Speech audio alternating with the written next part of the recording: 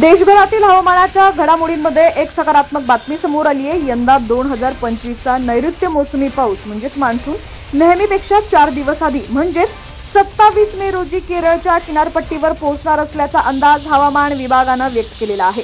ही घटना गेल्या 17 वर्षातील प्रथमच घडत आहे। याआधी 2008 मध्ये मान्सून इतक्या लवकर दाखल झाला होता।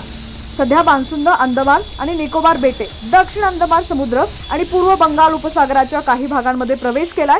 हवामान खात्याच्या अंदाजानुसार 15-16 मे पर्यंत मान्सून वेगाने पुढे सरकणार असून त्यानंतर तो दक्षिण अरबी समुद्रात प्रवेश करेल आणि श्रीलंकेचा काही भाग, दक्षिण बंगाल उपसागराचा भाग आणि संपूर्ण अंदमान बेटे व्यापेल।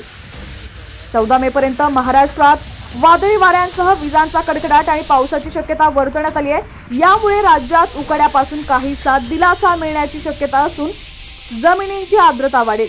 हे वातावरण खरीप हंगामातील लागवडीसाठी अत्यंत अनुकूल ठरणार आहे। लवकर सुरू होणारा मान्सून म्हणजेच शेतकऱ्यांसाठी दिलासादायक बातमी आहे। भारतातील शेती व्यवस्था प्रामुख्याने पावसावर अवलंबून असल्याने खरीप हंगामाच्या सुरुवातीसच पुरेसा पाऊस मिळणं अत्यंत खरीप हंगामात भात, सोयाबीन, मका, उडीद, मूग, तूर, बाजरी, भुईमूग आणि कापूस यासारखी पिके घेतली जातात। मान्सून वेळेवर आणि पुरेसा असल्यास यातील पिकांच्या उत्पादनात वाढ होण्याची शक्यता आहे। त्यामुळे शेतकऱ्यांचा आत्मविश्वास वाढतो आणि बाजारपेठेवरही सकारात्मक परिणाम होतो। तर 15 मेला अंदमान आणि निकोबार बेटांवरती मान्सूनचं आगमन होणार आहे, तर 27 मेला केरळमध्ये आगमन होणार आहे। 1 जूनच्या आसपास तामिळनाडू, लक्षद्वीप, आसाम, मेघालय, 5 जूनला गोवा, आंध्र प्रदेश किनारपट्टी, कर्नाटक, पश्चिम बंगाल, 6 जूनला महाराष्ट्र अतिरिक्त भाग, आंध्र प्रदेशचे इतर जिल्हे, 10 जूनला मुंबई, मध्य महाराष्ट्र, तेलंगणा, छत्तीसगड, ओडिशा, झारखंड, बिहार, 15 जूनला गुजरात, मध्य प्रदेश, उत्तर प्रदेश, 20 जूनच्या दरम्यान राजस्थान, उत्तराखंड, दिल्ली, 25 जूनला हरियाणा, उत्तर प्रदेश आणि 30 जूनला दिल्ली, राजस्थान।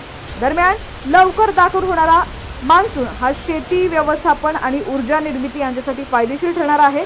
खरीप हंगामाच्या पूर्वतयारीसाठी हे हवामान अतिशय योग्य असून शेतकऱ्यांनी बियाणे व खतांच्या तयारीस सुरुवात करावी असा देखील सल्ला देण्यात आलेला आहे। दरम्यान पुढील 24 तासांसाठी राज्याच्या पश्चिम, मध्य आणि विदर्भ क्षेत्रातील काही भागांना वादळी पावसाचा इशारा जारी करण्यात आला। या भागात गारपिटीचाही तडाखा बसणार असल्याचा इशारा देण्यात आला।